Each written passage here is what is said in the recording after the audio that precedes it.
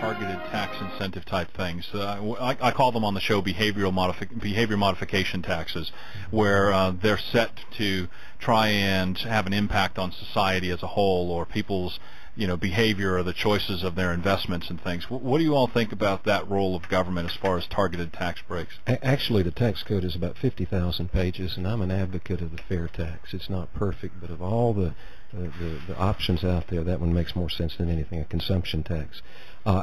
Tax incentives, if you've got a dysfunctional system like we have now, an income tax, they can serve some constructive purpose, but I'm like you, I don't like them. I think they're applied selectively. That's more about that rigged lottery that we talked about.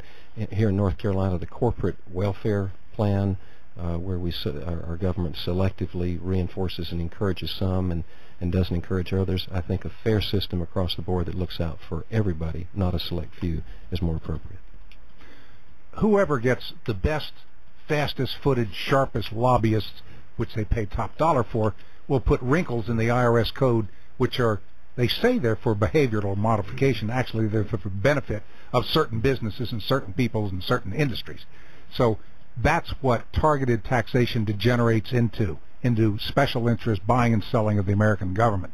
So I'm strongly opposed to that approach to taxation.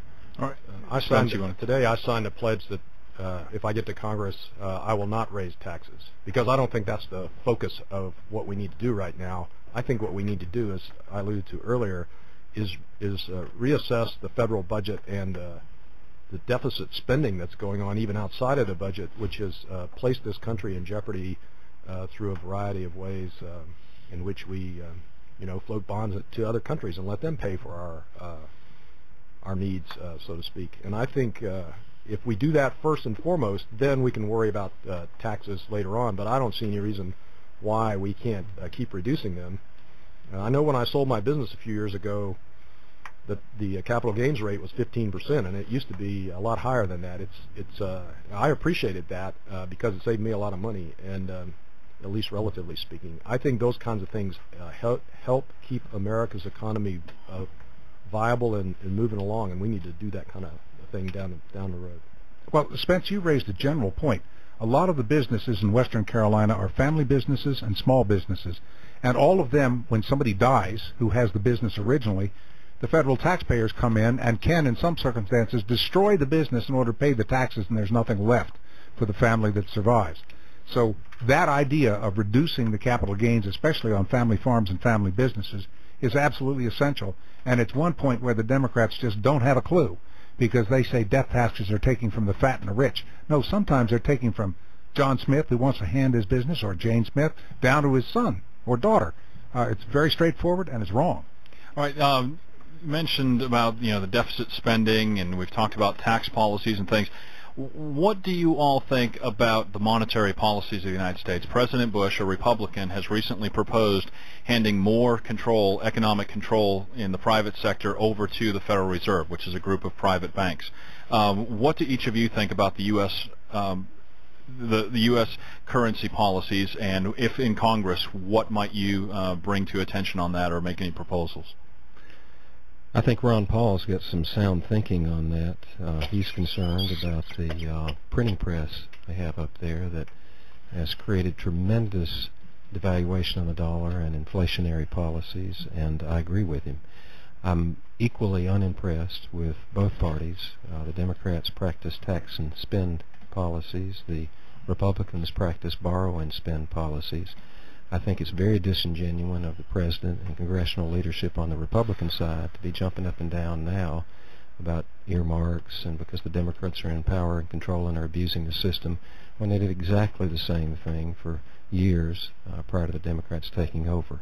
I think that that disingenuous, I'm not a lockstep Republican. I believe in our principles, but very disappointed in the leadership, and I think we need to get back to those principles, which are limited government, limited taxes, having government be good at what it's going to do and stay out of things that it's not good at. Matt, the question you asked about the Federal Reserve is related to Bear Stearns, and there's a difference between theory and practice when you've got a disaster on your hands. The Federal Reserve, without authority really, stepped in and engineered the sale of the assets remaining of Bear Stearns to another company. All of its investors, of course, lost their shirts, as they should have.